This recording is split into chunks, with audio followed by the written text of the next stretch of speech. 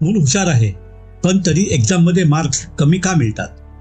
खूप पॅरेंट्स मला असं सांगतात, घरी चॅप्टर विचारला की मुलं एकदम छान एक्सप्लेन करतात. ट्युशनचे टीचर सुद्धा सांगतात ओरल तर एकदम परफेक्ट आहे, मग एक्झाममध्ये नेमकं काय होतं?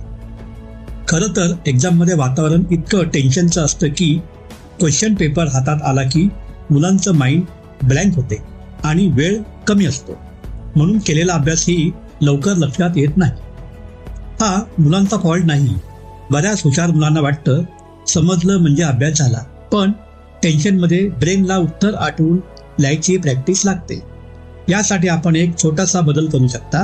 कोणताही चॅप्टर पाठांतर झाला की ओरल विचारायची ऐवजी मुलाला पेन पेपर द्या आणि सांगा, जसं एक्झाममध्ये लिहितोस तसं पेपरवर लिही. आठवड्यातून एक छोटी मॉक टेस्ट घ्या. मार्क्ससाठी नाही, एक्झामची भीती कमी करण्यासाठी. ही टिप्स फॉलो करा. व्हिडिओ कसा वाटला कॉमेंट करून सांगा आणि ओळखा रहस्य मुलांच्या यशाचे. धन्यवाद.